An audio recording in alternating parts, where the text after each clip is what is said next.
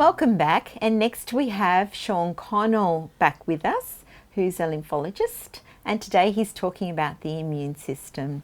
So welcome back, Sean. Thank you. And the immune system today, so can you tell us more about that? Okay, so our immune system is our white blood cells. So our immune system actually starts at our coccyx bone. Our coccyx bone vibrates and that pumps our bone marrow.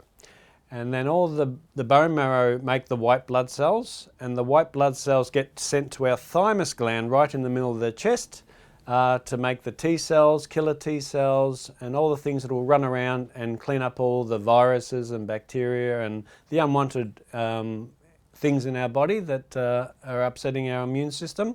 So a lot of people rub Vicks on their chest and they think it's for the smell, but it's not. It's for the thymus gland, which is your immune system. Can you tell us a bit more about how the immune system works? Okay, so when we have inflammation in the body, there's no oxygen. Now the challenge with that is the white blood cells need oxygen to run around and clean up all the cancer, the viruses and the bacteria, the things that aren't supposed to be there. So when we have inflammation in the body, the immune system's not working in that area. So what your cells will actually do is, because there's no oxygen, the cell is technically off because it needs oxygen to work. So what the cell will do is go into spontaneous firing, creating heat. So it'll use heat to try and kill the bacteria, the viruses and the cancer that's not supposed to be there. So this is why your body gets a fever. So every degree that you increase the temperature in your body is doubling your immune system. So it's doubling the white blood cells to get into that area and clean up all the unwanted bacteria, viruses and the germs that are not meant to be there.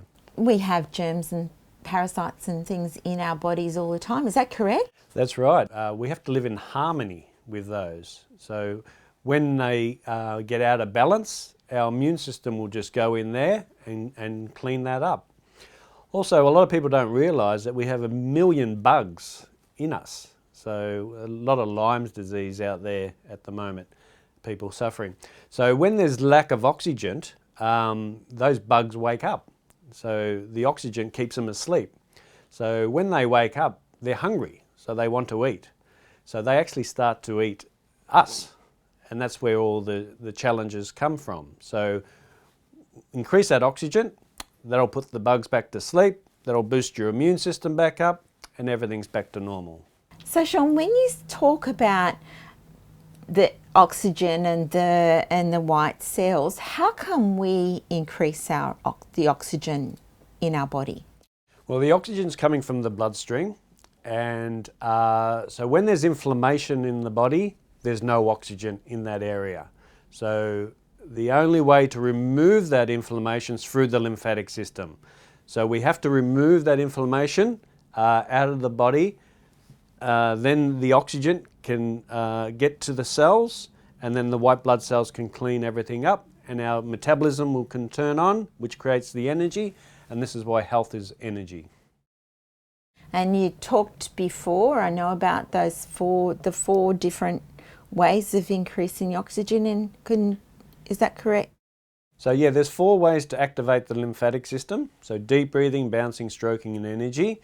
So when the lymphatic system's moving, that'll move the inflammation and dead cells, toxins away from the cells, and then more oxygen can get to the cells. So when there's more oxygen around the cells, the white blood cells can work, and they'll just go around and clean up all the cancer, the viruses, the bacteria, the things that aren't supposed to be there. So Sean, what would your best advice for our viewers to be around the immune system? Well, we must keep the lymphatic system moving to remove that inflammation out of the body so we can get more oxygen into the cells. So when there's more oxygen there, the white blood cells can go around and clean everything up. Also, our stomach acid is so important. So we need the proper stomach acid so we can have a proper immune system. Also, there's a gene that we work with, the MTHFR gene. So if that's not working properly, which 50% of the population around the world have a dysfunction with this gene.